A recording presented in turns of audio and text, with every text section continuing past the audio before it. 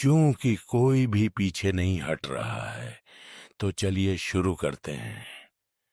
वरिष्ठ फैमिली के मुखिया ने एक क्षण के लिए सभी की ओर देखा और किसी को भी जाते न देखकर उसने राहत की सांस ली और अपने सामने बैठे बुजुर्ग की ओर देखने लगा।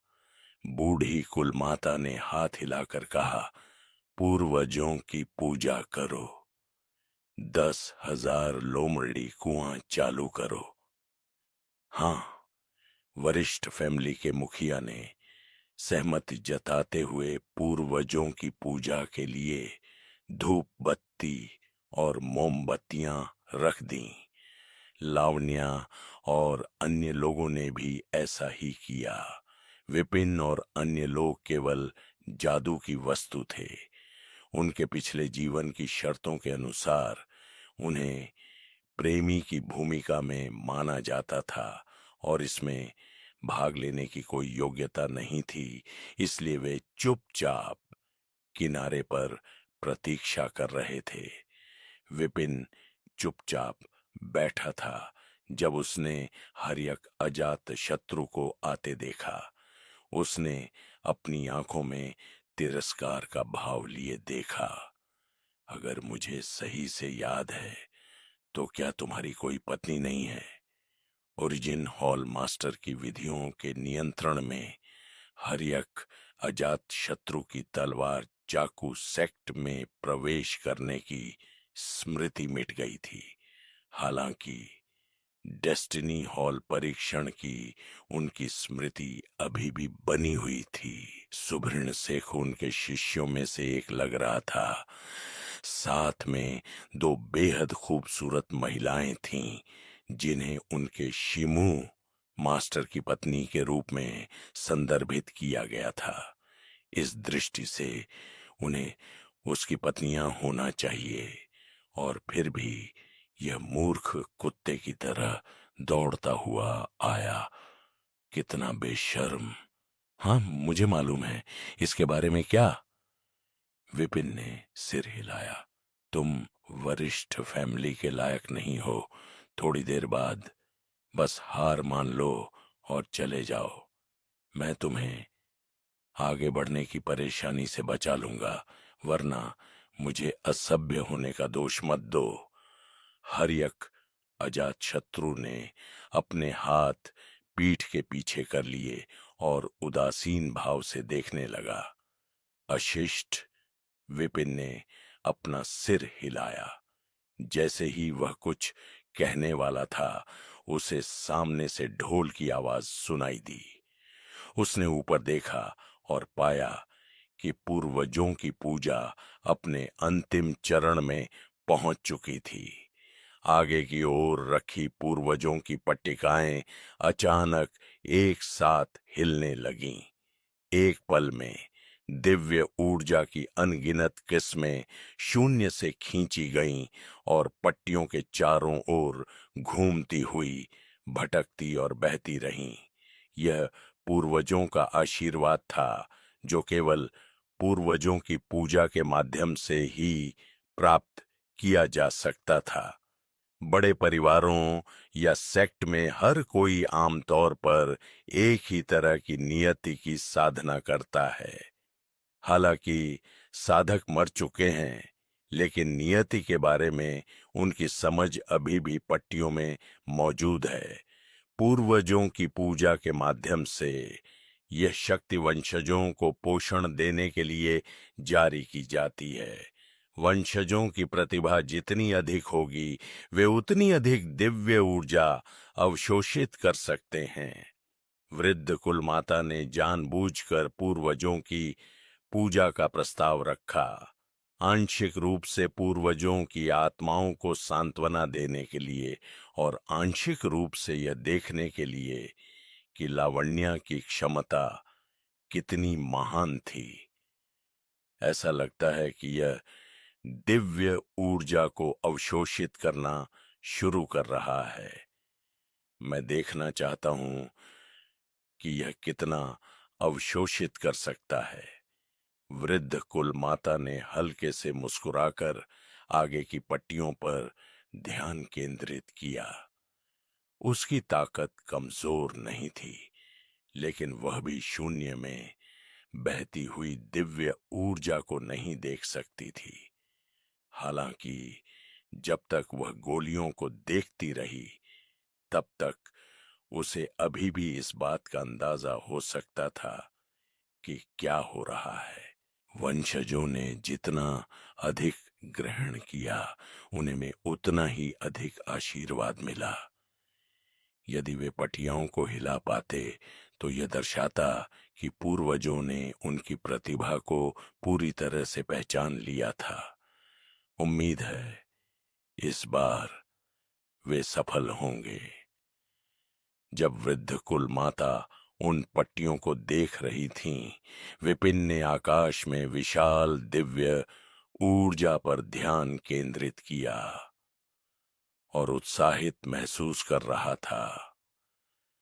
वह उपयोग के लिए कुछ खोजने के लिए संघर्ष कर रहा था, और अब वह प्रकट हुआ।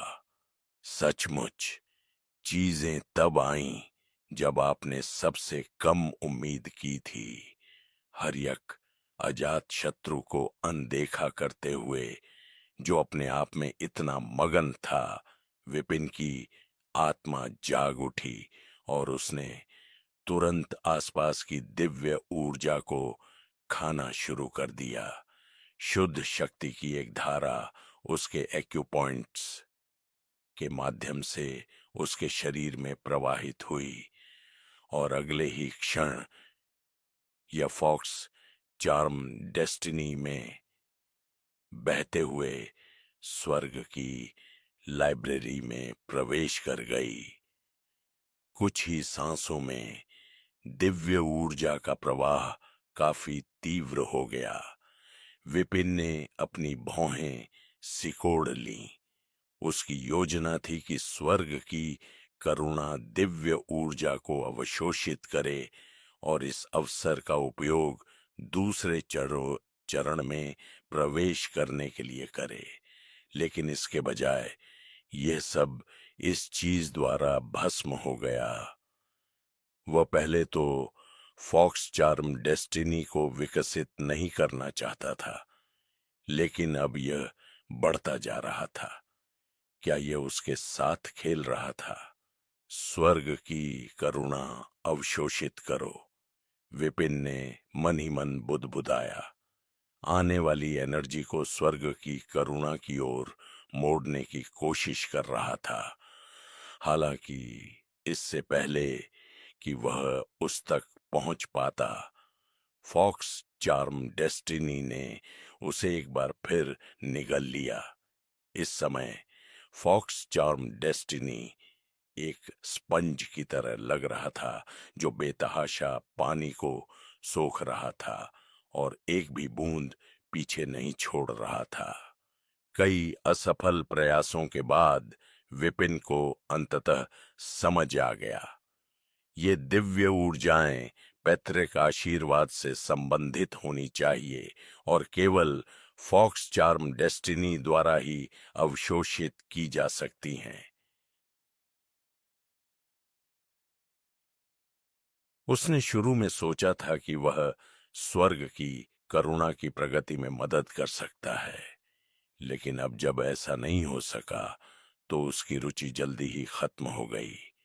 फिर भी अवशोषण की गति अभी भी बहुत तेज थी। कुछ ही मिनटों में उसने हजारों किस्में अवशोषित कर ली। इस बीच लावण्या, रश्मिका, अनुष्का और अन्य ने संयुक्त रूप से केवल 200 से भी कम किस्में अवशोषित की थीं। वे धीरे धीरे अवशोषित हो रहे थे, लेकिन बूढ़ी महिला यह नहीं देख पा रही थी। उसने केवल यह देखा कि गोलियां, जो पहले आसानी से हिल रही थीं, अब और अधिक तेजी से हिल रही थीं, हवा में केले के पत्तों की तरह। अच्छा अच्छा अच्छा। उत्साहित होकर वृद्ध महिला का चेहरा लाल हो गया और वह लगभग 100 के जोर से हंसने लगी। पहले तो उसे केवल संदेह था, लेकिन अब वह 100% निश्चित थी। केवल फॉक्स चार्म डेस्टिनी की सुप्रीम मास्टरी ही इतनी तेजी से एनर्जी को अवशोषित कर सकती है। लावण्या वास्तव में असाधारण थी। ठीक है, पूर्वजों की पूजा यहीं समाप्त होती है। ये देखकर कि गोलियां बहुत तेजी से हिल रही थीं, और यदि ऐसा ही चलता रहा तो वे फट सकती थीं, वृद्ध महिला ने अपना हाथ हिलाया। इससे पहले कि वह बोलना समाप्त करती, सभी पुश्तैनी तख्तियां एक साथ घायल छोटे कुत्तों की तरह फुसफुसा उठीं और फट गईं, जिससे लकड़ी के टुकड़े चारों ओर उड़ने लगे।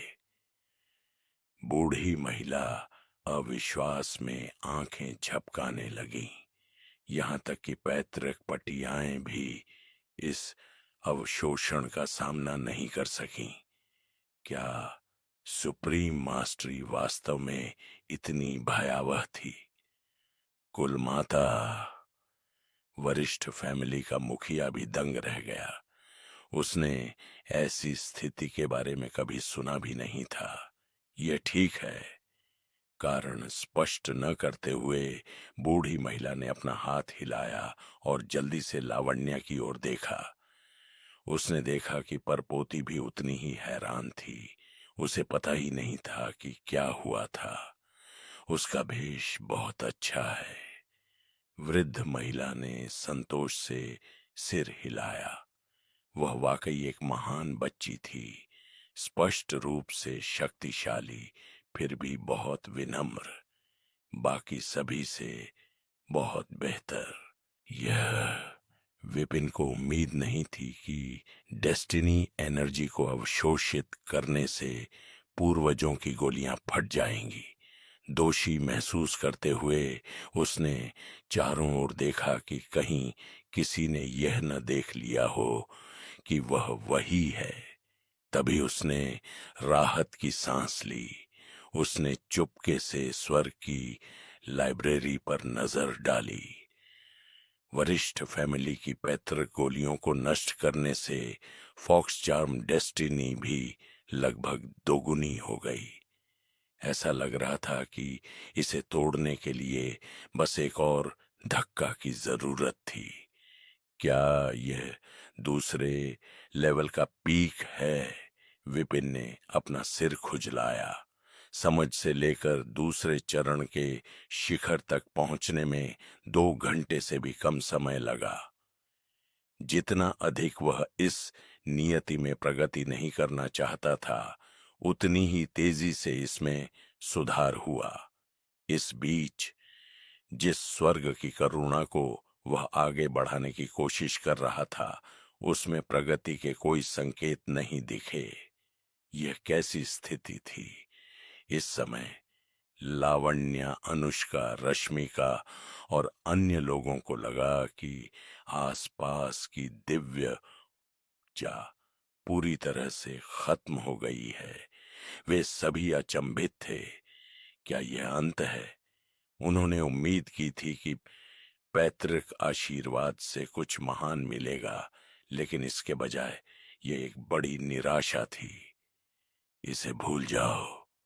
डेस्टिनी में मेरी प्रगति के साथ फॉक्स चार्म तकनीक की मेरी समझ में काफी वृद्धि हुई है। अगर मैं लावण्या को सिखाता हूं तो उसके लिए आगे बढ़ना आसान हो जाएगा। जब तक प्रगति होती है, यह हमेशा अच्छी बात है।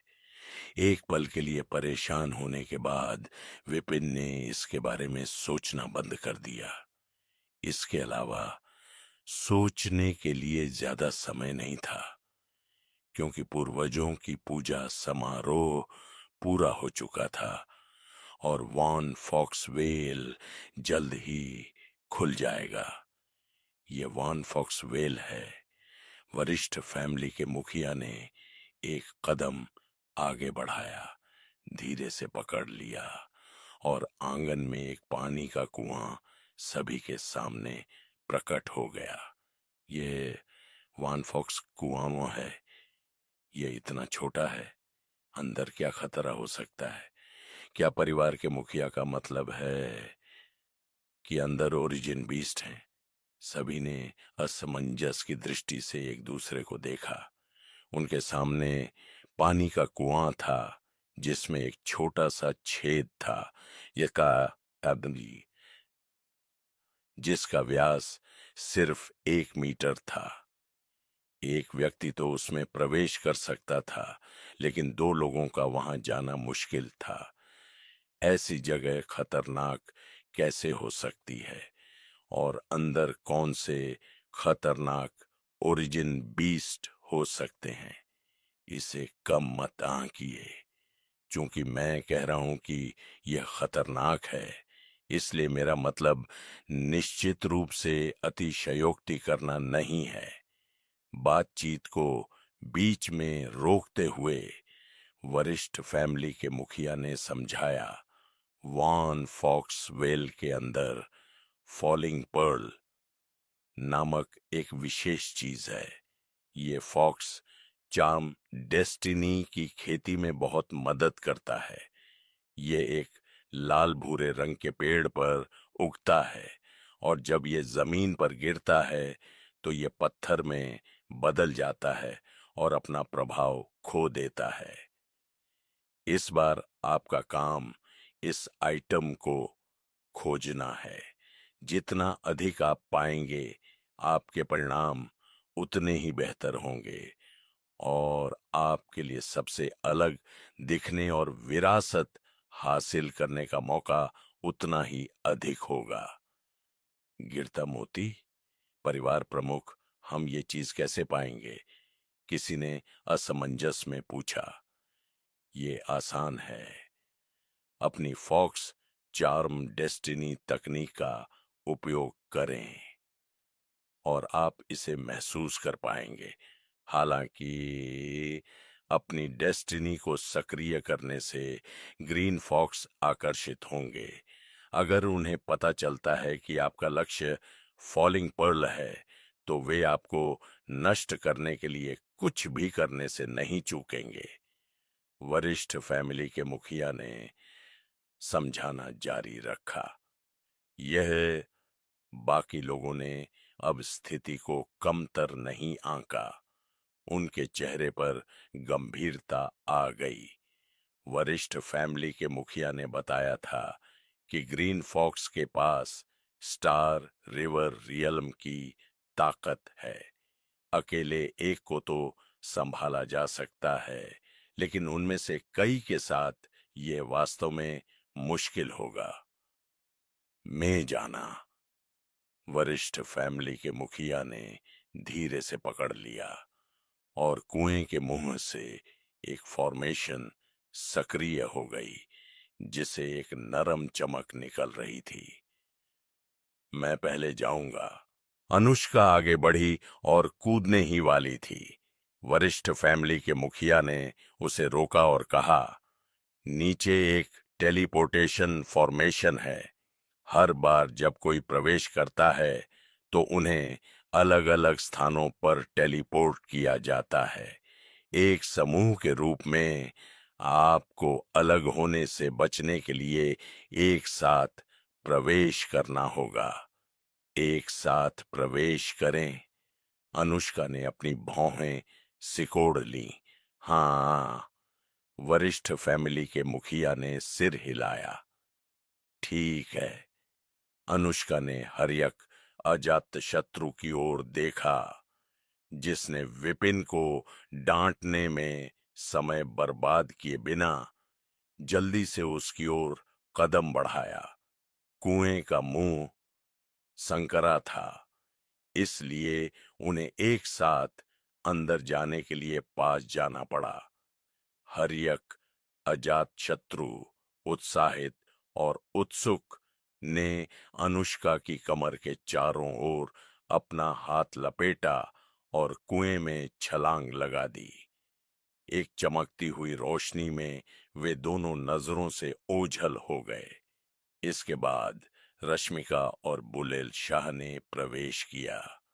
रागिनी और सातवें राजकुमार शशांक भी उनके पीछे पीछे आए। जल्द ही विपिन की बारी आई। चलो, लावण्य का चेहरा सेब की तरह लाल हो गया। हम विपिन ने सिर हिलाया, उसके पास गया और अभी यह सोचने ही वाला था कि आगे क्या करना है, तभी उसे अपनी कमर के चारों ओर एक मजबूत पकड़ महसूस हुई। लड़की ने उसे अपनी बाहों में जकड़ लिया था और वह अपनी छाती पर गर्मी और कोमलता महसूस कर सकता था। वह मेरा फायदा उठा रही है, विपिन नाराज दिख रहा था। माफ करना, मुझे बस वॉन फॉक्सवेल में जाना है। हम पहुंचते ही मैं जाने दूंगा।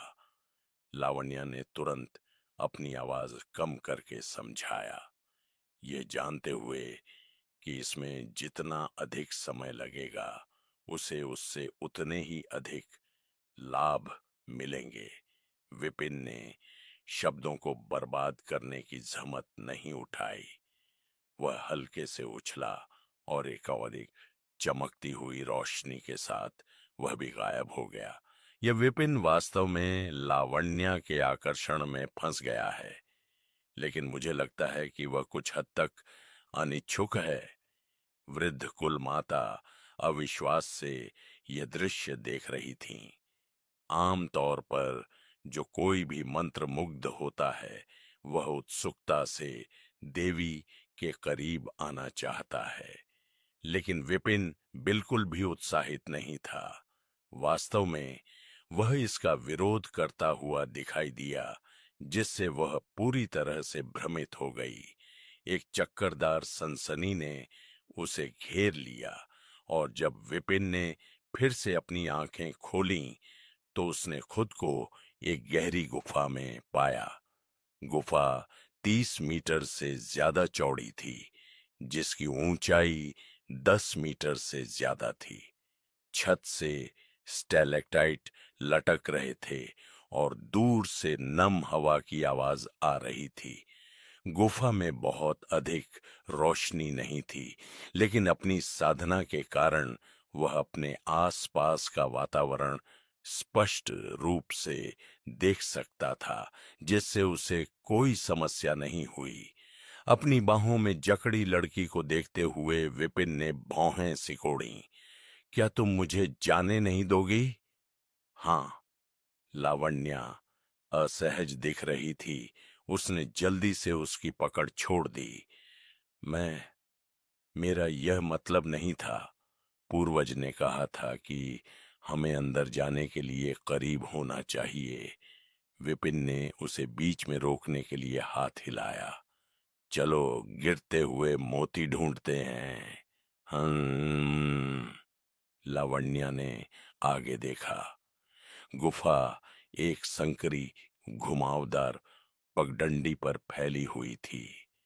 शुरुआत में 3 शाखाएं थीं और उनके पीछे 2 और शाखाएं थीं। ये एक भूल भुलैया थी और गलत रास्ता चुनने पर आसानी से रास्ता भटक सकता था। यह महसूस करते हुए कि डेस्टिनी पर उसका नियंत्रण कमजोर था, लावण्या ने जल्दी से फॉक्स चार्म डेस्टिनी तकनीक को सक्रिय किया, लेकिन थोड़ी देर बाद उसने शर्मिंदगी में पीछे देखा।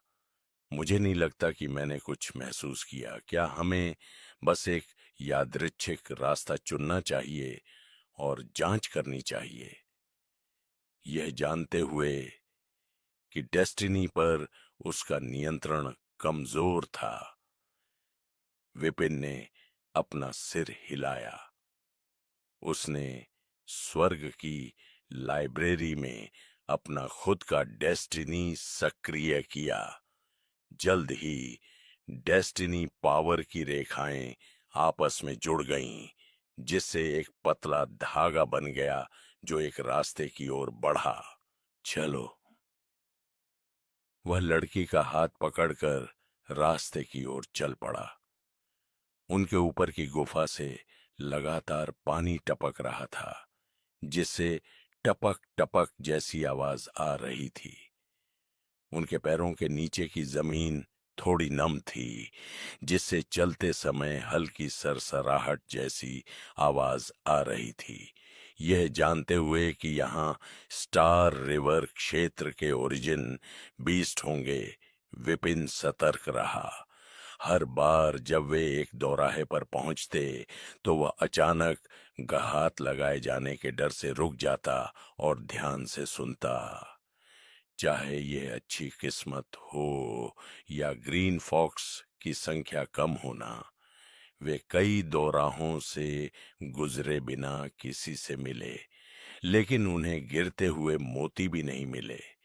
एक भी सामान्य पौधा नहीं देखा गया था। 3 और रास्ते लेने के बाद विपिन ने यहाँ लगभग चौथाई घंटा बिताया और किसी भी चीज का कोई संकेत नहीं मिला। कुछ ठीक नहीं है, विपिन रुक गया।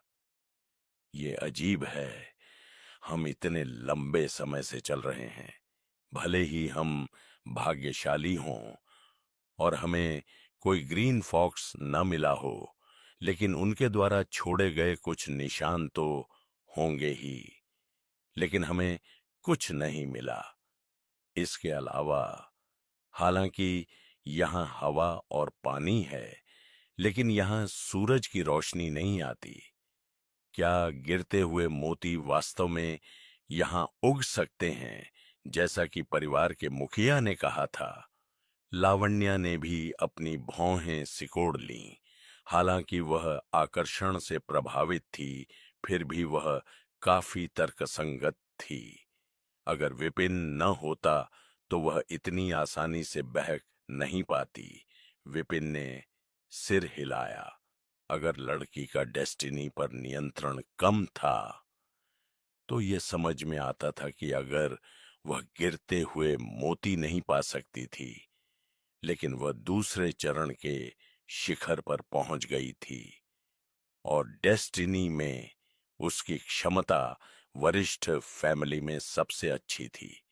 अगर वह इसे नहीं पा सका तो दूसरों के सफल होने की संभावना लगभग शून्य थी। कुछ गलत था। यह एक बड़ी समस्या थी। गुरु ने कहा कि उतरने वाले मोती गिर नहीं सकते। एक बार गिरने के बाद वे गायब हो जाएंगे। क्या ऐसा हो सकता है कि सभी उतरने वाले मोती गायब हो गए हों? एक पल सोचने के बाद यह समझ पाने में असमर्थ कि क्या हो रहा है, लावण्या अचानक बोल पड़ी। यह विपिन, जिसके पास कोई वास्तविक सुराग नहीं था, यह सुनकर क्षण भर के लिए स्तब्ध रह गया, जैसे उसके दिमाग में कुछ क्लिक हुआ हो। उसकी आंखें धीरे धीरे चमकने लगीं। यह सही है। अगर ये लैंडिंग मोती जमीन में गायब हो गए तो चाहे हम कितनी भी देर तक खोज करें, हम उन्हें नहीं पा सकेंगे। आपका क्या मतलब है? लावण्या उलझन में दिखी। यह सरल है। बिना कुछ बताए विपिन गुफा की चट्टानी दीवार की ओर बढ़ा। उसने अपनी हथेली को हल्के से उस पर रखा, बल नहीं लगाया, बस उसे हल्के से हिलाया। तुरंत दीवार पर लगभग आधा इंच गहरा हथेली का निशान दिखाई दिया। लावण्य ने उस पर नजर डाली और तुरंत प्रशंसा महसूस की। दीवार पर लगभग 1 इंच गहरा हथेली का निशान बनाना काफी सरल लग रहा था, लेकिन जिस तरह से यह इतनी सहजता से किया गया था, उसके आसपास कोई दरार या छींटे नहीं थे, ये वो एक सटीक कटिंग या पॉलिशिंग जैसा था। सत्ता पर उसका नियंत्रण निश्चित रूप से उससे कहीं बेहतर था। खुद कोशिश करो। उसकी प्रशंसा को अनदेखा करते हुए विपिन ने अपना हाथ हिलाया। मैं लावण्या के चेहरे पर शर्मिंदगी के भाव दिखाई दिए। मैं यह नहीं कर सकती। हालांकि उसका लेवल उससे बहुत पीछे नहीं था, लेकिन उनकी असली ताकत बहुत अलग थी। वे एक ही स्तर पर नहीं थे। इसे आजमाओ, विपिन ने आग्रह किया। अच्छा, यह देखकर कि वह जोर दे रहा है, लावण्या ने और कुछ नहीं कहा। वह भी चट्टानी दीवार के पास पहुंची, अपनी हथेली को हल्के से उस पर रखा और अपनी आंतरिक शक्ति का प्रयोग करते हुए जोर से दबाया। चट्टान की दीवार पर एक हथेली का निशान दिखाई दिया, जो विपिन के हथेली के निशान जैसा ही था, आधा इंच गहरा, मानो चाकू से काटा गया हो। यह लावण्या दंग रह गई। वह अपनी ताकत को अच्छी तरह जानती थी और यह सब कर पाना उसके लिए बिल्कुल असंभव था।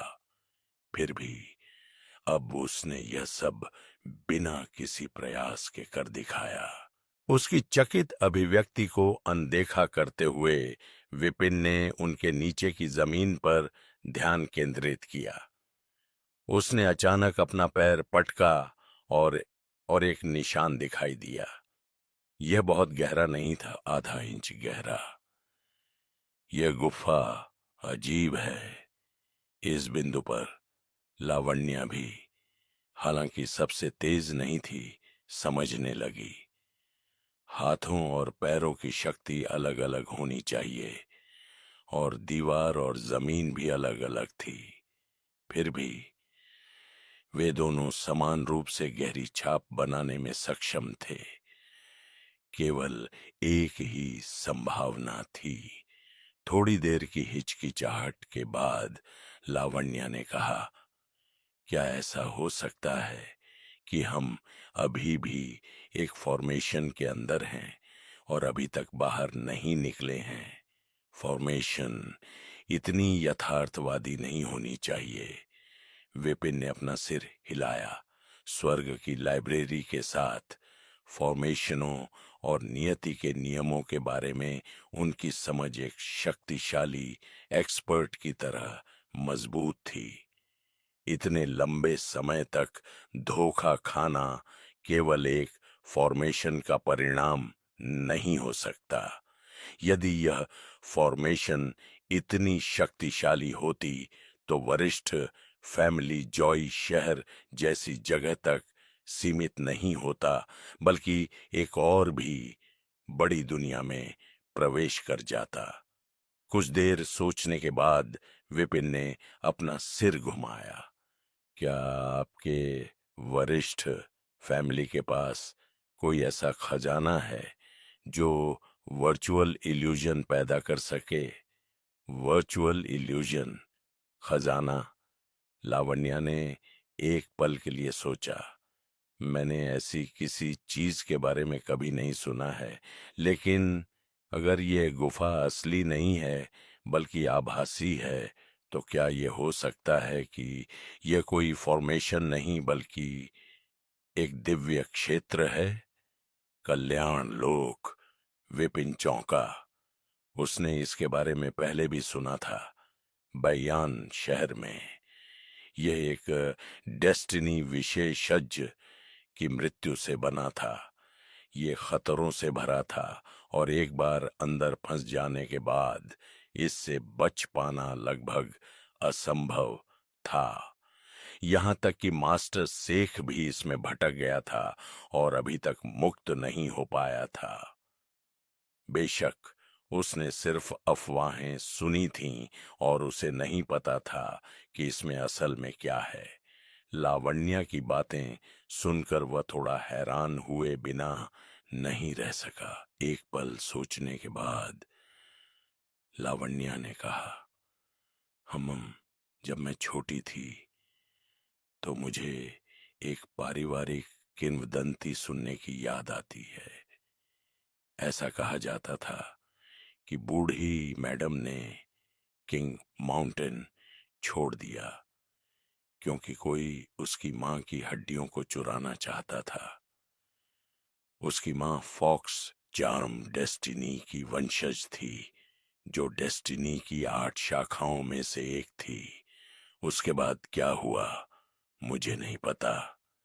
क्या ऐसा हो सकता है कि बूढ़ी मैडम हड्डियों को जेनिथ किंगडम में ले आईं और उन्हें जमीन के नीचे गाड़ दिया, जिससे कल्याण लोक बन गया? क्या भाग्य का दिव्य क्षेत्र स्थापित किया जा सकता है? विपिन को आश्चर्य हुआ। तुम्हें नहीं पता? लावण्या को अचानक समझ आ गया। तुम अपनी साधना पर ध्यान केंद्रित कर रहे थे और इन छोटी छोटी बातों पर ध्यान नहीं दिया। उसने समझाया, आमतौर पर नहीं, यह संभव नहीं है, लेकिन कुछ डेस्टिनी साधक जब उनके वंशज अयोग्य होते हैं और उनकी सारी शक्तियां प्राप्त नहीं कर पाते, तो वे स्वेच्छा से अपना जीवन त्याग देते हैं। अपने वंशजों के साथ मिलकर अपनी बची हुई शक्ति को सील करते हैं, जिससे एक नियंत्रित कल्याण लोक बनता है। ऐसे डोमेन की शक्ति कमजोर होती है, लेकिन यह उस शक्ति को सुरक्षित रखता है जिसे वंशज समझ नहीं पाते, जिससे इसे खोने से रोका जा सकता है। हालांकि क्योंकि यह अधूरा है, इसलिए इसे सक्रिय करने की संख्या सीमित है। आमतौर पर केवल 3 या 4 बार। उसके बाद शक्ति पूरी तरह से समाप्त हो जाती है। प्रत्येक सक्रियण में बहुत अधिक एनर्जी की खपत होती है और सामान्य मजबूत विशेषज्ञ इसे सहन नहीं कर सकते। यह केवल तब सक्रिय होता है जब वे मृत्यु के कगार पर होते हैं। विपिन ने सिर हिलाया। उसने हमेशा सोचा था कि कल्याण लोक एक शक्तिशाली एक्सपर्ट की मृत्यु के बाद बना था और नियंत्रण से परे था। उसे उम्मीद नहीं थी कि इसे नियंत्रित किया जा सकता है। अपना जीवन त्यागना मैं समझ सकता हूं, लेकिन एक्सपर्ट के साथ काम करने से आपका क्या मतलब है? विपिन ने पूछा। लावण्या ने समझाया, इसका मतलब है कि विशेषज्ञ स्वेच्छा से वंशजों को उन्हें मारने की अनुमति देता है। मृत्यु से पहले शक्ति को नियंत्रित करके ही दिव्य क्षेत्र का निर्माण बिना ढहे किया जा सकता है।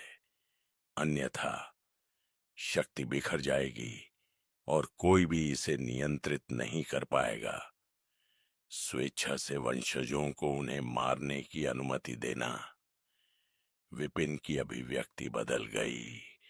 महान परिवारों की विरासत की हर कोई प्रशंसा करता है, लेकिन अब ऐसा लगता है कि विरासत को जारी रखना उतना आसान नहीं है जितना कि कल्पना की जाती है। अपने माता पिता या करीबी बुजुर्गों की हत्या करना यह कोई भी नहीं कर सकता। अपना सिर हिलाते हुए उसने इस मामले पर सोचना बंद कर दिया। विपिन ने फिर से चारों ओर देखा। यदि आपकी अटकलें सही हैं, तो यह संभवतः कल्याण लोक है। कोई आश्चर्य नहीं कि हमारी डेस्टिनी युआन फोर्स, हालांकि इसे एक दिशा खोजने में सक्षम होना चाहिए, बस गोल गोल घूम रही है, जैसे कि हम भूतों का पीछा कर रहे हों। क्योंकि भले ही हम हर रास्ते पर चलें, हमें लैंडिंग मोती नहीं मिलेंगे, न ही हमें किंग फॉक्स मिलेगा। उन्हें नहीं ढूंढ पाए। लावण्या उलझन में दिखी। हाँ, विपिन ने सिर हिलाया। क्योंकि उतरने वाले मोती गुफा में नहीं, बल्कि जमीन के नीचे हैं। बोलने के बाद विपिन ने एक हाथ से एक व्यापक गति की।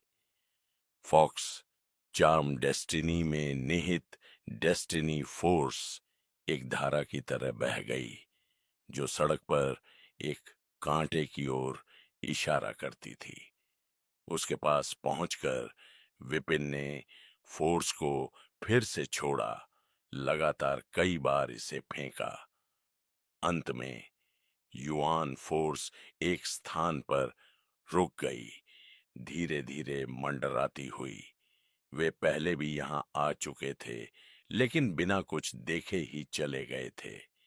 इस बार विपिन ने आगे बात जारी नहीं रखी और अचानक अपना पैर पटक दिया। धमाका! जमीन फट गई और लगभग आधा फुट गहरा गड्ढा बन गया। लावण्या की अभिव्यक्ति गंभीर हो गई। इससे पहले कि वे कितना भी बल प्रयोग करें, वे केवल आधा इंच का साफ गड्ढा ही बना पाते थे। लेकिन अब केवल एक ठोकर से उन्होंने आधा फुट गहरा गड्ढा बना लिया था। स्पष्टतः यहाँ की जमीन यहाँ की जमीन उस जगह से पूरी तरह भिन्न थी जहां वे पहले थे। उसके सदमे को अनदेखा करते हुए विपिन ने अपनी उंगलियों से एक तलवार बनाई और उसे गहरे गड्ढे की ओर तान दिया। लगातार 3 बार से पत्थर उड़ गए और आधा फुट गहरा गड्ढा 1 मीटर से ज्यादा गहरा हो गया। उसमें कूदते हुए उसने फॉक्स चार्म डेस्टिनी तकनीक को सक्रिय किया। एक पल में एक सौम्य चमक ने उसे घेर लिया। जल्दी अंदर आओ, विपिन चिल्लाया और लावण्या जल्दी से उसके पास गई। उसने उसे फिर से पकड़ लिया और अगले ही पल एक चमकीली रोशनी दिखाई दी और वे दोनों एक साथ गायब हो गए। जब वे फिर से प्रकट हुए तो वह दूसरी गुफा में था। हालांकि यह पिछली वाली से स्पष्ट रूप से भिन्न थी। छत में पत्थर की दरारों से कभी कभी सूरज की रोशनी अंदर आती थी और हवा हल्की ठंडक लेकर आती थी। लावण्या ने फॉक्स चार्म डेस्टिनी क्षमता को सक्रिय किया। स्वर्ग की दिव्य ऊर्जा की एक पतली परत तुरंत फैल गई, दूर तक बह गई। मैं इसे महसूस कर सकता हूं। लड़की की आंखें चमक उठीं। जैसे ही वह विपिन की ओर देखने लगी, जैसे ही वह बोलने वाली थी, उसने देखा कि विपिन की भौहें अचानक उठ गईं। अच्छा नहीं है, उसने जल्दी से उसे एक तरफ खींचते हुए कहा। इससे पहले कि लावण्या कुछ समझ पाती, उसे अचानक लगा कि कोई भयानक चीज उसकी पीठ की ओर दौड़ रही है। उसी समय 2 मीटर से ज्यादा लंबी एक लोमड़ी अचानक से प्रकट हुई और उस युवक की ओर झपटी। विपिन पीछे नहीं हटा, बल्कि उसने मुक्का मारा। धमाका! लोमड़ी हवा में उछली, 10 मीटर से ज्यादा दूर लुढ़की और दीवार से टकरा गई। उसने डर के मारे विपिन को देखा और फिर मुड़कर उदास गुफा में गायब हो गई। लावण्या ने उसकी ओर प्रशंसा से देखा। यदि वह अभी वहां नहीं पहुंचता तो वह गंभीर रूप से घायल हो सकती थी। लोमड़ी की ताकत पहले ही स्टार रिवर फर्स्ट लेवल तक पहुंच चुकी थी और युद्ध क्षमता के मामले में यह बुलेल शाह से कहीं ज्यादा ताकतवर थी। फिर भी इसे एक ही मुक्के से पीछे धकेल दिया गया। विपिन की ताकत स्पष्ट रूप से उस समय से कहीं ज्यादा बढ़ गई थी जब उसने ली युआन को मार डाला था। भाग्य की शक्तियों का लापरवाही से उपयोग मत करो, अन्यथा इससे पहले कि तुम गिरे हुए पृथ्वी मोती को पाओ, लोमड़ी हमारी ओर आकर्षित हो सकती है। लावण्या की प्रशंसा को नजरअंदाज करते हुए विपिन ने भौहें सिकोड़ी और त्वरित चेतावनी दी। समझ गई? लावण्या ने अपनी गर्दन सिकोड़ते हुए लोमड़ी की दिशा में देखा। क्या हमें उसका पीछा करना चाहिए? परिवार के मुखिया ने कहा कि लोमड़ी को गिरे हुए पृथ्वी मोती में दिलचस्पी है। यह उस दिशा में जा रहा हो सकता है जहां खजाना छिपा है। चलो विपरीत दिशा में चलें। विपिन ने अपना सिर हिलाया। विपरीत रास्ता? लावण्या उलझन में थी। लोमड़ी जिस दिशा में गई थी वह शायद खजाना हो सकती थी। वे विपरीत दिशा में क्यों गए? इससे पहले कि वह अपनी बात पूरी कर पाती, उसे अचानक सब समझ में आ गया और उसने अविश्वास से विपिन की ओर देखा। तुम्हारा मतलब है यह लोमड़ी हमें गिरे हुए पृथ्वी मोती से दूर ले जाने की कोशिश कर रही है? बिल्कुल नहीं। विपिन ने अपना सिर हिलाया। जब लोमड़ी ने अपना वार चूका तो वह तुरंत पीछे हट गई।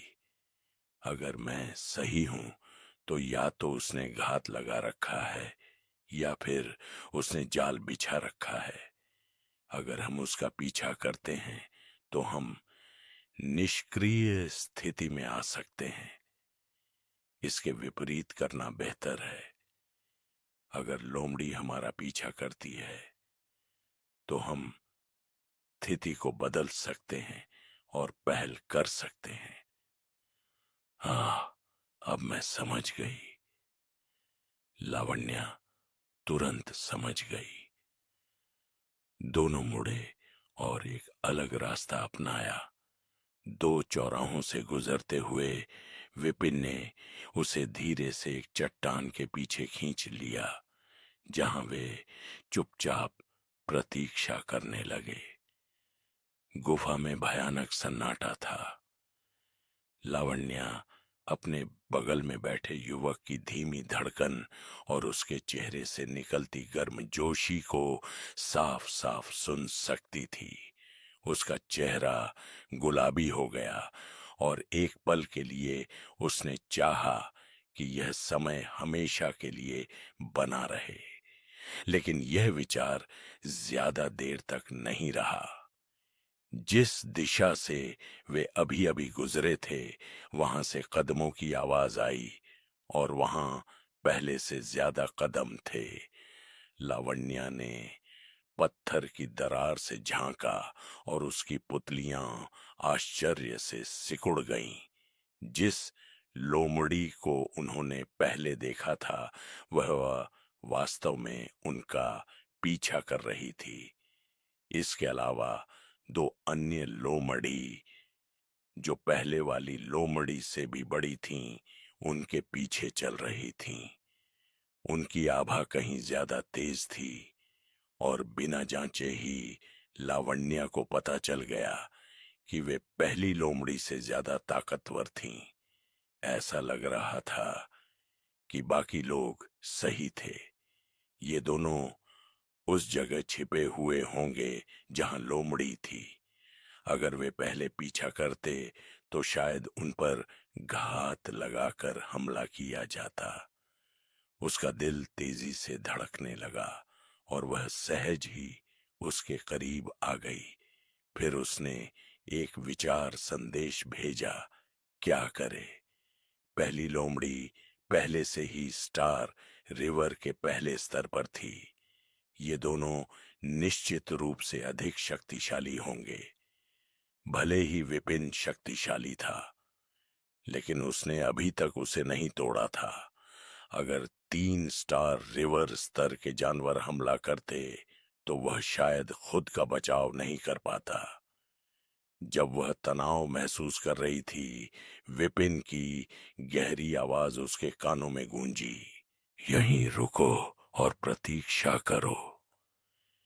इससे पहले कि वह कुछ जवाब दे पाती, उसका शरीर उसकी आंखों से ओझल हो चुका था। 3 ओरिजिन जानवरों की भारी ताकत के बावजूद विपिन पहल करने से नहीं डरता था।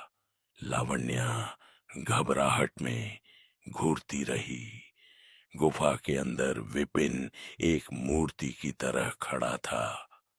एक मुक्का से पहली लोमड़ी उड़ गई, फिर दूसरे मुक्के से दूसरी लोमड़ी गिर गई और तीसरे मुक्के से आखिरी लोमड़ी गिर गई। लावण्या की आंखें अविश्वास से चौड़ी हो गईं। उसने सोचा था कि उसके और विपिन के बीच का अंतर इतना बड़ा नहीं है और थोड़े प्रयास से वह उसे पा सकती है, लेकिन अब उसे एहसास हुआ कि यह सोचना कितना भोलापन था। यह सिर्फ एक अंतराल तो नहीं था, यह एक खाई थी। 3 घूंसे से 3 स्टार रिवर रियलम जानवरों को हराया जा सकता है। यह ताकत कुछ ऐसी थी जिसका मुकाबला एक सामान्य स्टार रिवर द्वितीय स्तर का साधक भी नहीं कर सकता था। एक शीर्ष दक्ष रैंक साधक के पास 99 हॉर्स पावर होनी चाहिए, लेकिन विपिन ने यह कैसे किया? वह अभी भी स्तब्ध थी। विपिन ने खतरे से निपटने के लिए हाथ हिलाया और उसकी ओर बढ़ा। लावण्या मुस्कुराई और उसका अभिवादन करने ही वाली थी कि अचानक उसके चेहरे का भाव बदल गया। सावधान रहो, उनमें अभी भी लड़ने की ताकत है। उसकी निगाह से देखा जा सकता था कि 3 मूल जानवर जो अभी अभी 3 मुक्कों से उड़ गए थे, फिर से खड़े हो गए थे और धीरे धीरे उनकी ओर बढ़ रहे थे। विपिन के 3 मुक्कों ने उनकी लड़ने की क्षमता को कम नहीं किया था। उसे एहसास हुआ कि वह लापरवाह हो गई थी। उसे पहले ही जाकर उन्हें खत्म कर देना चाहिए था। पछतावे से भरी लावण्या सोच रही थी कि इससे कैसे निपटे। तभी अचानक 3 लोमड़ियां फिर से आगे बढ़ गईं, लेकिन इस बार विपिन अनजान लग रहा था, फिर भी आराम से उसकी ओर बढ़ रहा था। अब लावण्या का चेहरा पीला पड़ गया। वह अब और छिप नहीं सकती थी और हमले को रोकने के लिए दौड़ी, उसे बचाने की कोशिश कर रही थी। लेकिन जैसे ही वह पास पहुंची, उसने देखा कि एक बार खूंखार लोमड़ी अब बिल्ली के बच्चे की तरह नम्र व्यवहार कर रही थी। अपनी बड़ी पूंछ हिला रही थी और आकर्षक लग रही थी। आखिर किलिंग इंटेंट कहां चली गई? क्या हो रहा है? लावण्या उलझन में थी। कुछ देर पहले ये लोमड़ी उन्हें मारने की कोशिश कर रही थी और अब वे पालतू जानवरों की तरह व्यवहार कर रही थी। आखिर हुआ क्या था? जाओ और हमें गिरे हुए पृथ्वी मोती तक ले चलो। अपने आश्चर्य को अनदेखा करते हुए विपिन ने 3 लोमड़ियों को आदेश दिया,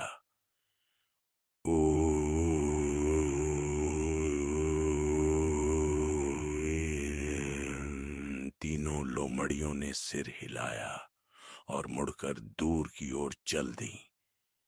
चलो चलें, अब हमें खुद इसकी तलाश नहीं करनी पड़ेगी। विपिन हल्का सा मुस्कुराया। यह लावण्या ने पलकें झपकाईं। अभी भी पूरी तरह से समझ नहीं पाई थी कि अभी क्या हुआ था। क्या उसने उन्हें वश में कर लिया था? क्या यह सचमुच इतना आसान था? क्या ऐसा हो सकता है कि उसकी फॉक्स चार्म क्षमता न केवल लोगों पर बल्कि जानवरों पर भी काम करती हो?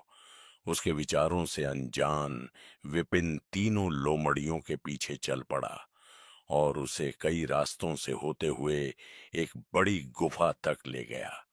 गुफा घास से भरी हुई थी और कोने में एक छोटा लाल रंग का पेड़ खड़ा था, जिस पर दो पिंग पोंग बॉल के आकार के फल लटक रहे थे। फल सफेद थे, जिनमें लाल रंग की झलक थी और दूर से भी मीठी खुशबू से उन्हें अफीम जैसा नशा महसूस हो रहा था। इस फल में कुछ ऐसा है जो दिमाग को सुन्न कर सकता है, विपिन को एहसास हुआ। कोई आश्चर्य नहीं कि परिवार के मुखिया ने कहा कि गिरे हुए पृथ्वी मोती फॉक्स चार्म डेस्टिनी की खेती के लिए उपयोगी थे। अब यह स्पष्ट था कि फल में एक ऐसा पदार्थ था जो मतिभ्रम पैदा कर सकता था और इसे खाने से आकर्षण क्षमता में काफी वृद्धि होगी। आगे बढ़ो और इसे उठाओ। विपिन लावण्या की ओर मुड़ा। यह उसकी परीक्षा थी और यदि वह विरासत अर्जित करना चाहती थी तो उसे यह काम स्वयं करना था, ठीक है? लावण्या जल्दी से आगे बढ़ी और एक फल उठाया। वह चुपचाप लोमड़ियों को देखती रही। जब वे नाराज नहीं दिखे तो उसे राहत मिली।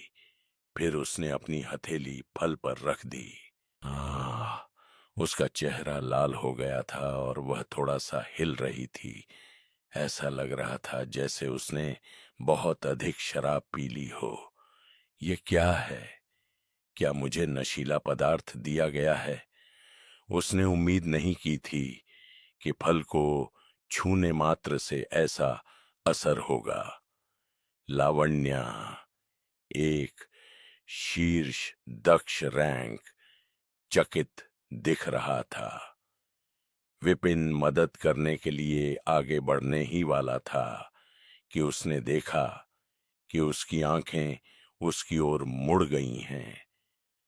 उसका चेहरा लाल हो गया है। अगले ही क्षण उसका हल्का लबादा जमीन पर गिर गया, जिससे उसका सुडौल आकर्षक शरीर प्रकट हो गया। विपिन, उसने अपने लाल होठों को काटा।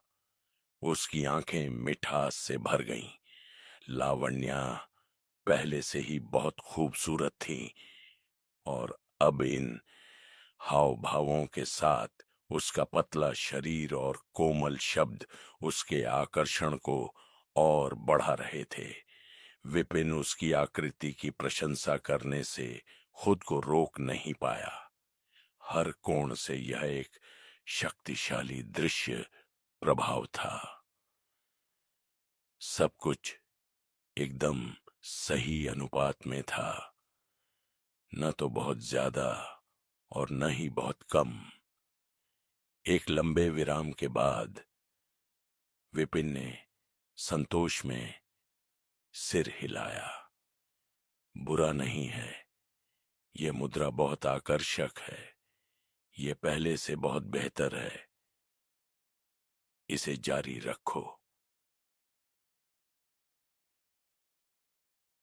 लावण्या दंग रह गई। लावण्या ने गिरे हुए पृथ्वी मोती को छुआ और तुरंत ही उससे निकलने वाली विशेष शक्ति से मंत्र मुग्ध हो गई। हालांकि उसकी चेतना का एक हिस्सा साफ था, लेकिन दवा के प्रभाव ने उसे कुछ प्रलोभन के लिए स्थिति का फायदा उठाने की योजना बनाने पर मजबूर कर दिया। कुछ देर तक आकर्षक मुद्रा में रहने के बाद उससे कहा गया, यह मुद्रा बहुत आकर्षक है, इसे जारी रखो। यह एक छात्र के रूप में प्रशिक्षित होने जैसा है। निराश होकर उसने फिर से उसकी आवाज सुनी, जारी रखो। अपनी गर्दन को और बाहर खींचो, अपने कूल्हों को ऊपर उठाओ। हाँ, ऐसे ही, इसे पकड़ो। लावण्या को थकान महसूस हुई। बढ़िया। फॉक्स चार्म हेवेंस फेट में मेरा सारा प्रशिक्षण व्यर्थ गया। यह विचार उसके मन में आया और उसका शरीर डगमगा गया। वह अब और उस मुद्रा में नहीं रह सकी। वह जमीन पर गिर पड़ी। क्या गलत! विपिन ने भौहें सिकोड़ी और आगे बढ़ गया।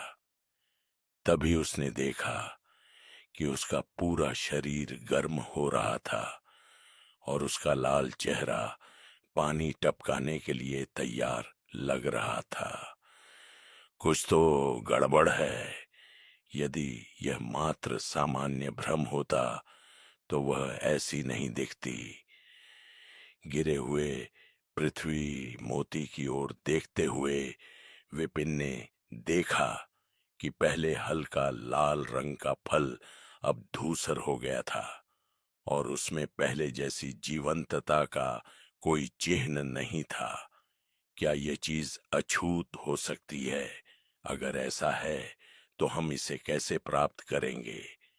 उसने भौहें सिकोड़ी, ये महसूस करते हुए कि लावण्या के स्पर्श ने फल की शक्ति को खत्म कर दिया था, जिससे वह तुरंत सड़ गया।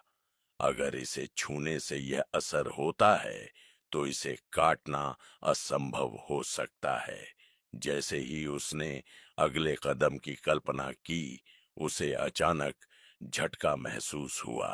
लावण्या वापस ऊपर चढ़ गई थी और उसके पैर से चिपक गई थी। उसके हाथ धीरे धीरे ऊपर की ओर बढ़ रहे थे। विपिन ने भौहें सिकोड़ी। वह बहुत ज्यादा प्रभावित लगती है। उसने अपनी उंगली उसके माथे पर दबाई। लावण्या का शरीर कांप उठा और फिर से गिर पड़ा। उसका लाल हो चुका चेहरा धीरे धीरे सामान्य हो गया। एक क्षण बाद लावण्या होश में आई। उसका चेहरा लाल हो गया क्योंकि उसे याद आया कि अभी क्या हुआ था। इतना शर्मनाक। उसके हाव भाव को अनदेखा करते हुए विपिन दूसरे फल की ओर मुड़ा, झिझका और अपना हाथ आगे बढ़ाया। उसके दिमाग में एक तेज झुनझुनी सी दौड़ गई। उसे लगा जैसे उसने शराब की बोतल पी ली हो। उसका सिर घूम रहा था और शरीर में गर्मी की लहर दौड़ रही थी। यह उसे उसी अवस्था में देखकर लावण्या की आंखें चमक उठीं। उसने इस भावना को स्पष्ट रूप से पहचाना।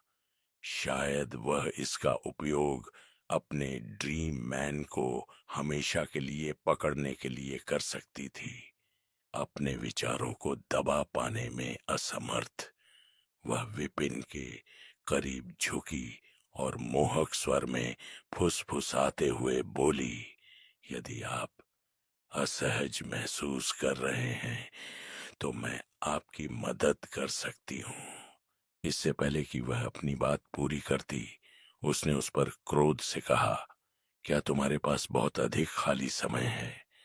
विपिन ने आगे कहा, यदि आप इतने स्वतंत्र हैं तो आप उस मुद्रा का अधिक अभ्यास क्यों नहीं करते और दूसरे चरण तक पहुंचने का प्रयास क्यों नहीं करते? ए, लावण्या को रोने का मन हुआ तो एक मूर्ख होने से भी मुझे कुछ हासिल नहीं होता। जब मैं खुद को पेश कर रहा हूं तो वह मुझे चाहता भी नहीं है। समझ गई मैं। जैसे ही वह अभ्यास जारी रखने वाली थी, उसने देखा कि विपिन का चेहरा अचानक गंभीर हो गया। उसने चुप रहने का इशारा किया। वह असमंजस में इधर उधर देखने लगी। फिर उसने मन ही मन उसकी आवाज सुनी, कोई आस पास है। लावण्या स्तब्ध रह गई और उसने जल्दी से उस क्षेत्र को देखा, लेकिन उसे कुछ भी असामान्य दिखाई या सुनाई नहीं दिया। मेरे पीछे आओ। जिस फल को उसने अभी अभी छुआ था उसे भी भूरा होते देख विपिन ने लावण्या के कपड़े जमीन से उठाए और चुपके से उसे एक निश्चित दिशा में ले गया। उसने तीनों ब्लू फॉक्स को चुपचाप पीछे आने का इशारा किया और फिर आगे बढ़ गया। हालांकि उसे कुछ भी पता नहीं चला था, लावण्या ने उस पर पूरी तरह से भरोसा किया और बिना किसी सवाल के उसका पीछा किया। यह गिरता हुआ पृथ्वी मोती वास्तव में फॉक्स चार्म हेवंस फेट में मदद करता है। यह भ्रम को बढ़ाता है और आकर्षण को मजबूत करता है। जैसे जैसे वह आगे बढ़ता गया, विपिन ने अपने शरीर में आए बदलावों पर भी विचार किया। स्वर्ग की लाइब्रेरी में फॉक्स चार्म स्ट्रीम और भी अधिक मोटी और परिष्कृत हो गई थी। एक और गिरे हुए पृथ्वी मोती और वह तीसरे चरण में प्रवेश कर सकता था। उसने आह भरी। अगर मेरा अनुमान सही है तो वरिष्ठ फैमिली की मरणासन्न कुल माता इस अवस्था में है। फिर भी मैं यहां हूं, एक मूल्यांकन में भाग ले रहा हूं और उसके स्तर तक पहुंच रहा हूं। इस स्वर्गिक भाग्य को प्राप्त करना बहुत आसान है। जितना अधिक मैं इससे बचता हूं उतनी ही तेजी से आगे बढ़ता हूं। इस बीच सोटेकिम ची स्वर्ग की करुणा का दूसरे चरण में अटका हुआ है। अगली बार मुझे गिरे हुए पृथ्वी मोती को छूने से बचना चाहिए। विपिन ने अपना सिर हिलाया।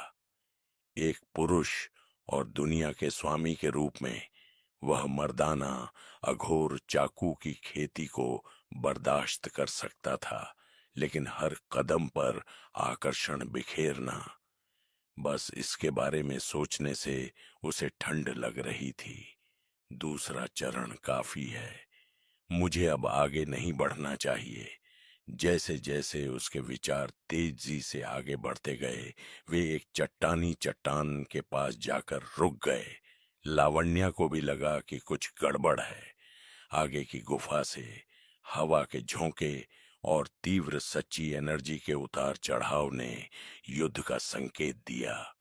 उन्होंने कोने से झांककर देखा तो 5 ब्लू फॉक्स भयंकर रूप से गुर्रा रहे थे। 2 लोग एक कोने में फंसे हुए थे।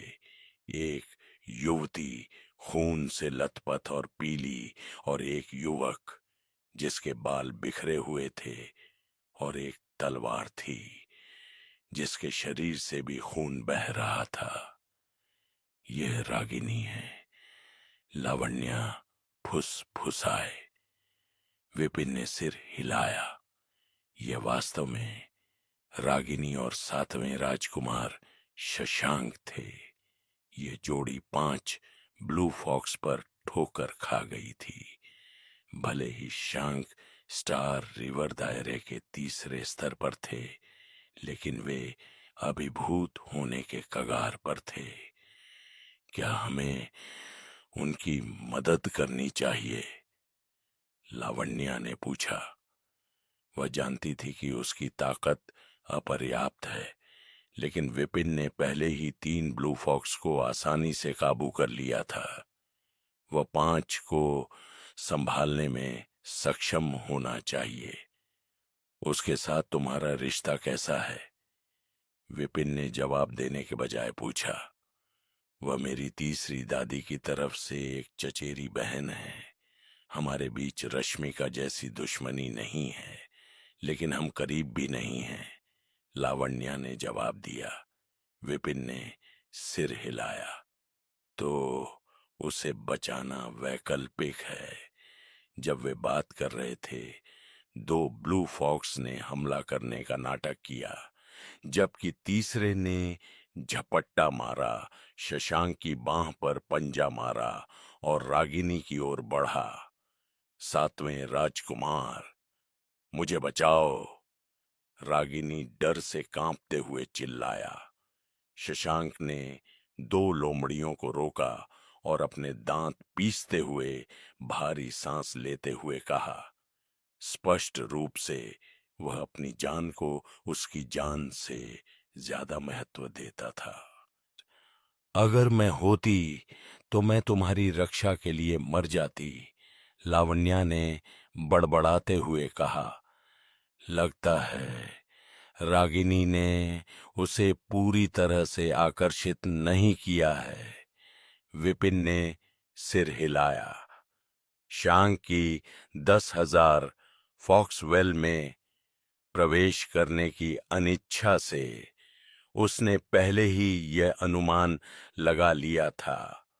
रागिनी के प्रथम चरण फॉक्स चार्म हेवंस फेट का स्टार रिवर दायरे के तीसरे स्तर पर एक शाही वंशज के लिए कोई मुकाबला नहीं था। आह, मेरी मदद करो! रागिनी चिल्लाई जब उसकी स्कर्ट फट गई और एक लोमड़ी ने उसकी जांघ पर पंजा मार दिया। मैं अभी हिल नहीं सकता।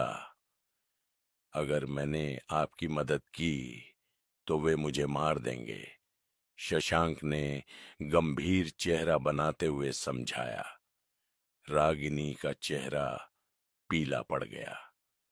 वह उसकी परेशानी समझ रही थी, लेकिन डर उस पर हावी हो गया था।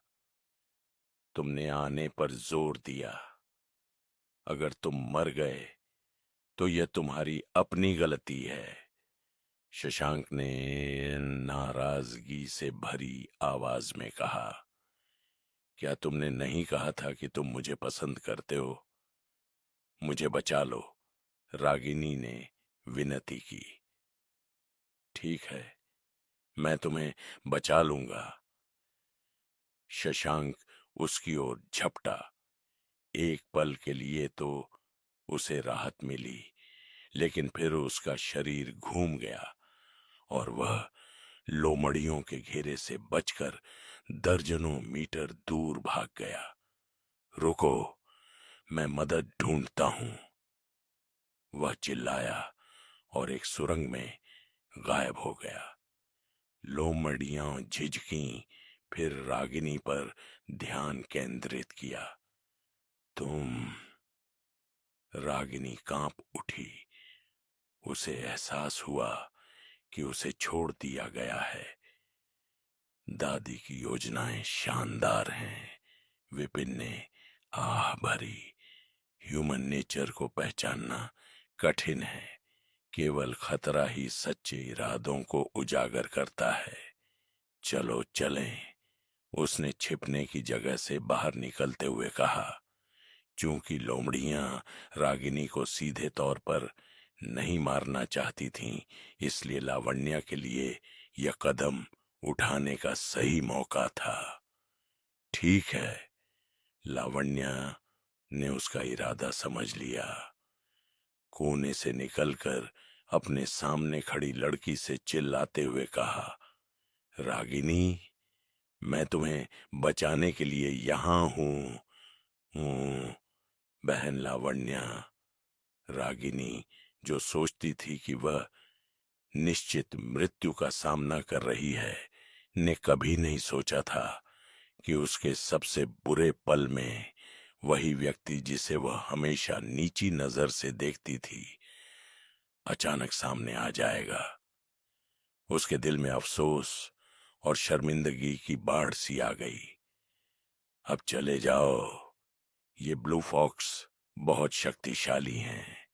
रागिनी ने अपने दांत पीसते हुए कहा, चाहे वे कितने भी शक्तिशाली क्यों न हो, मैं तुम्हें पीछे नहीं छोड़ सकती। लावण्या के कदम नहीं डगमगाए। वह अंधेरे का सामना करते हुए एक अकेले योद्धा की तरह आगे बढ़ी। रागिनी की आंखें भावना से लाल हो गईं। विपत्ति में ही असली चरित्र सामने आता है। जो लोग कभी उसके साथ मीठी मीठी बातें करते थे, वे खतरे के पहले संकेत पर ही दुम दबाकर भाग जाते थे, लेकिन जिसे वह हमेशा नजरअंदाज करती थी, वह अब उसकी रक्षा के लिए सब कुछ जोखिम में डाल रहा था। यह विरोधाभास चौंका देने वाला था। कृतज्ञता की गहरी भावना ने उसे अभिभूत कर दिया और उसी क्षण लावण्या के निस्वार्थ कार्य की दृष्टि पत्थर पर छेनी की तरह उसकी आत्मा में अंकित हो गई।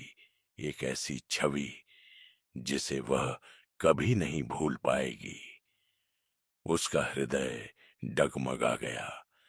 उसके विचार घूमने लगे, क्योंकि उसने स्वयं को पूरी तरह से मोहित पाया। वह मंत्रमुग्ध थी। सक्सेस। विपिन ने राहत की सांस ली। हालांकि वे दोनों ही फॉक्स चार्म डेस्टिनी में समान रूप से कुशल थे, रागिनी को अभी अभी छोड़ा गया था और वह एक कमजोर भावनात्मक स्थिति में थी। उसका दिमाग लड़खड़ा गया था, जिसे वह प्रभाव के लिए खुली हुई थी। यही मुख्य कारण था कि दिल टूटने पर लोग अक्सर दूसरों के लिए आसान निशाना बन जाते थे। रागिनी के पूरी तरह मंत्रमुग्ध हो जाने के बाद लावण्या की फॉक्स चार्म डेस्टिनी, जो पहले से ही अपने चरम पर थी, में एक नाटकीय परिवर्तन आया। एक धमाके के साथ स्वर्ग की दिव्य ऊर्जा की धाराएं सभी दिशाओं से उसकी ओर बढ़ने लगीं। स्वर्ग के भाग्य का दूसरा लेवल। इस बिंदु पर लावण्या ने अनुष्का जैसे विशेषज्ञों के साथ प्रतिस्पर्धा करने की क्षमता हासिल कर ली थी। संतुष्टि में सिर हिलाते हुए विपिन आगे बढ़कर दोनों लड़कियों को बचाने ही वाला था कि अचानक उसका अपना शरीर कांप उठा। उसकी फॉक्स चार्म स्ट्रीम अनुपंस, जो पहले ही दूसरे चरण के शिखर पर पहुंच चुकी थी, अपनी सीमा को तोड़ते हुए आसपास की एनर्जी को उन्मादी रूप से अवशोषित कर रही थी। रागिनी पर हमला करने वाले 5 ब्लू फॉक्स, साथ ही विपिन का पीछा करने वाले 3 और एक अकल्पनीय कॉल को महसूस करते हुए प्रतीत हुए। पलक झपकते ही वे स्वर्ग की दिव्य ऊर्जा की मोटी धाराओं में विलीन हो गए, जो विपिन के अंगों और शरीर में बह गई, जिससे उसे पोषण मिला।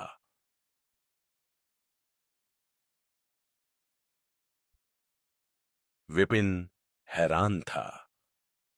लावण्या, जिस पर उसने जादू किया था, के लिए सफलता प्राप्त करना समझ में आता है, लेकिन इन ब्लू फॉक्स का अचानक पूरी तरह से स्वर्ग की दिव्य ऊर्जा में बदल जाना यह समझ से परे था।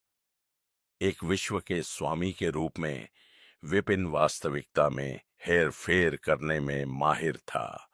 शून्य से वस्तुओं का निर्माण करने में सक्षम था। फिर भी यहां अपने समय के दौरान उसे एहसास नहीं हुआ था कि ये तथाकथित ओरिजिन बीस्ट कृत्रिम रूप से बनाए गए थे। वास्तविकता जैसी गुफा, वास्तविक ओरिजिन जानवरों के समान ब्लू फॉक्स, स्वर्ग के भाग्य, दिव्य डोमेन में सब कुछ समानताएं थीं कि कैसे विपिन ने दुनियाएं बनाई। हालांकि फॉर्मेशन सरल थी, उसकी नई दुनिया से कहीं अधिक निम्न, और विपिन वर्ल्ड उसके अस्थाई ओरिजिन कोर स्थान की तुलना में तो और भी कमतर। अपनी दुनिया में विपिन अपनी इच्छानुसार किसी भी पौधे या प्राणी का निर्माण कर सकता था, जबकि यह क्षेत्र ब्लू फॉक्स चट्टानों और गिरते हुए पृथ्वी मोतियों तक सीमित था। एक नीरस तिकड़ी। ये विचार उसके दिमाग में कौंध रहे थे, क्योंकि उसने सभी 8 ब्लू फॉक्स से एनर्जी को अवशोषित कर लिया था। उसकी नई उन्नत फॉक्स चारम डेस्टिनी में तेजी से सुधार हुआ, जिससे विपिन की भौं अनियंत्रित रूप से फड़कने लगी। जितना अधिक वह इस नियति को आगे नहीं बढ़ने देना चाहता था, उतनी ही तेजी से यह आगे बढ़ती गई। यह कैसी मूर्खता थी! अबे यार! छीह बे! रागिनी, जो अभी अभी घटी घटना से अनजान थी, उसने केवल ब्लू फॉक्स को एनर्जी की धाराओं में विलीन होते और गायब होते देखा, जिससे वह पूरी तरह खतरे से बाहर हो गई। भावनाओं से अभिभूत होकर उसकी आंखें लाल हो गईं जब उसने लावण्या की ओर देखा। उसका आभार उमड़ रहा था। यदि पुरुषों पर भरोसा नहीं किया जा सकता, तो महिलाओं पर क्यों न भरोसा किया जाए। इस बीच लावण्या को पूरी तरह से पता था कि उसकी सफलता और ब्लू फॉक्स का गायब होना पास के ही एक युवक की वजह से था। इसलिए वह बढ़ती श्रद्धा के साथ विपिन को देखने लगी। मंत्रमुग्ध होने का मतलब था अपनी आंखों में किसी और को न देखना। जैसे ही विपिन उसके करीब आया, उसका स्वरूप उसके दिल में एक अद्वितीय देवता बन गया। बहन लावण्या, अब जब आपकी फॉक्स चार्म डेस्टिनी दूसरे लेवल में पहुंच गई है, तो विपिन जैसा कोई व्यक्ति आपके लायक नहीं है। रागिनी ने बिना प्रभावित हुए कहा। चुप रहो, लावण्या ने ठंडे स्वर में कहा। अगर तुमने फिर से विपिन के बारे में बुरा बोलने की हिम्मत की, तो मुझे अपनी बहन मत कहना। हाँ, रागिनी ने पीछे हटते हुए अपनी गर्दन को अजीब तरीके से अंदर खींचकर खुश करने की कोशिश की। क्या मैं अब से हर सुबह तुम दोनों के लिए नाश्ता लाऊं? चलो चलें, विपिन ने बीच में ही कहा। उनकी बातचीत में कोई दिलचस्पी नहीं थी। हम आपको स्टार रिवर लेवल में जाने में मदद करने का अवसर ढूंढ लेंगे। लावण्या ने कृतज्ञता से सिर हिलाया और रागिनी की ओर मुड़ी। क्या तुम हमारे साथ आ रहे हो या अकेले ही आ रहे हो? बेशक, मैं आपके पीछे आ रहा हूं बहन लावण्या। आप जहां भी जाएंगी मैं भी वहां जाऊंगा, रागिनी ने उत्सुकता से उत्तर दिया। विपिन ने उन पर नजर डाली और पूछा, वैसे क्या आप गिरते हुए धरती के मोती खोजने में कामयाब रहे। और आपको इतने सारे ब्लू फॉक्स कैसे मिले? रागिनी ने लावण्या की ओर देखा, जिसने सिर हिलाकर उसे समझाने का संकेत दिया। एक पल सोचने के बाद उसने बताना शुरू किया। संतुष्टि में सिर हिलाते हुए विपिन आगे बढ़कर दोनों लड़कियों को बचाने ही वाला था कि अचानक उसका अपना शरीर कांप उठा। उसकी फॉक्स चार्म स्ट्रीम अनुपंस, जो पहले ही दूसरे चरण के शिखर पर पहुंच चुकी थी, अपनी सीमा को तोड़ते हुए आसपास की एनर्जी को उन्मादी रूप से अवशोषित कर रही थी। रागिनी पर हमला करने वाले 5 ब्लू फॉक्स, साथ ही विपिन का पीछा करने वाले 3 और एक अकल्पनीय कॉल को महसूस करते हुए प्रतीत हुए। पलक झपकते ही वे स्वर्ग की दिव्य ऊर्जा की मोटी धाराओं में विलीन हो गए, जो विपिन के अंगों और शरीर में बह गई, जिससे उसे पोषण मिला।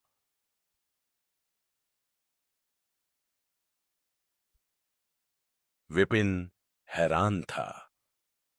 लावण्या, जिस पर उसने जादू किया था, के लिए सफलता प्राप्त करना समझ में आता है, लेकिन इन ब्लू फॉक्स का अचानक पूरी तरह से स्वर्ग की दिव्य ऊर्जा में बदल जाना, यह समझ से परे था। एक विश्व के स्वामी के रूप में विपिन वास्तविकता में हेर फेर करने में माहिर था।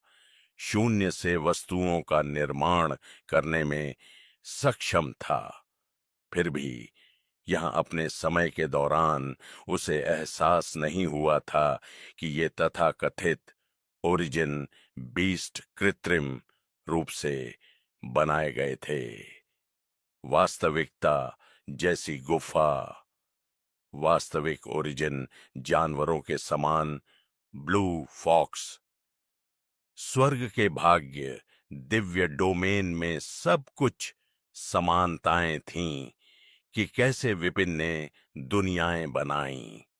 हालांकि फॉर्मेशन सरल थी, उसकी नई दुनिया से कहीं अधिक निम्न, और विपिन वर्ल्ड उसके अस्थाई ओरिजिन कोर स्थान की तुलना में तो और भी कमतर। अपनी दुनिया में विपिन अपनी इच्छानुसार किसी भी पौधे या प्राणी का निर्माण कर सकता था, जबकि यह क्षेत्र ब्लू फॉक्स, चट्टानों और गिरते हुए पृथ्वी मोतियों तक सीमित था। एक नीरस तिकड़ी। ये विचार उसके दिमाग में कौंध रहे थे, क्योंकि उसने सभी 8 ब्लू फॉक्स से एनर्जी को अवशोषित कर लिया था। उसकी नई उन्नत फॉक्स चार्म डेस्टिनी में तेजी से सुधार हुआ, जिससे विपिन की भौं अनियंत्रित रूप से फड़कने लगी। जितना अधिक वह इस नियति को आगे नहीं बढ़ने देना चाहता था, उतनी ही तेजी से यह आगे बढ़ती गई। यह कैसी मूर्खता थी! अबे यार! छीह बे! रागिनी, जो अभी अभी घटी घटना से अनजान थी, उसने केवल ब्लू फॉक्स को एनर्जी की धाराओं में विलीन होते और गायब होते देखा, जिससे वह पूरी तरह खतरे से बाहर हो गई। भावनाओं से अभिभूत होकर उसकी आंखें लाल हो गईं जब उसने लावण्या की ओर देखा। उसका आभार उमड़ रहा था। यदि पुरुषों पर भरोसा नहीं किया जा सकता, तो महिलाओं पर क्यों न भरोसा किया जाए। इस बीच लावण्या को पूरी तरह से पता था कि उसकी सफलता और ब्लू फॉक्स का गायब होना पास के ही एक युवक की वजह से था। इसलिए वह बढ़ती श्रद्धा के साथ विपिन को देखने लगी। मंत्रमुग्ध होने का मतलब था अपनी आंखों में किसी और को न देखना। जैसे ही विपिन उसके करीब आया, उसका स्वरूप उसके दिल में एक अद्वितीय देवता बन गया। बहन लावण्या, अब जब आपकी फॉक्स चार्म डेस्टिनी दूसरे लेवल में पहुंच गई है, तो विपिन जैसा कोई व्यक्ति आपके लायक नहीं है। रागिनी ने बिना प्रभावित हुए कहा। चुप रहो, लावण्या ने ठंडे स्वर में कहा। अगर तुमने फिर से विपिन के बारे में बुरा बोलने की हिम्मत की, तो मुझे अपनी बहन मत कहना। हाँ, रागिनी ने पीछे हटते हुए अपनी गर्दन को अजीब तरीके से अंदर खींचकर खुश करने की कोशिश की। क्या मैं अब से हर सुबह तुम दोनों के लिए नाश्ता लाऊं? चलो चलें, विपिन ने बीच में ही कहा। उनकी बातचीत में कोई दिलचस्पी नहीं थी। हम आपको स्टार रिवर लेवल में जाने में मदद करने का अवसर ढूंढ लेंगे। लावण्या ने कृतज्ञता से सिर हिलाया और रागिनी की ओर मुड़ी। क्या तुम हमारे साथ आ रहे हो या अकेले ही आ रहे हो? बेशक, मैं आपके पीछे आ रहा हूं बहन लावण्या। आप जहां भी जाएंगी मैं भी वहां जाऊंगा, रागिनी ने उत्सुकता से उत्तर दिया। विपिन ने उन पर नजर डाली और पूछा, वैसे क्या आप गिरते हुए धरती के मोती खोजने में कामयाब रहे? और आपको इतने सारे ब्लू फॉक्स कैसे मिले?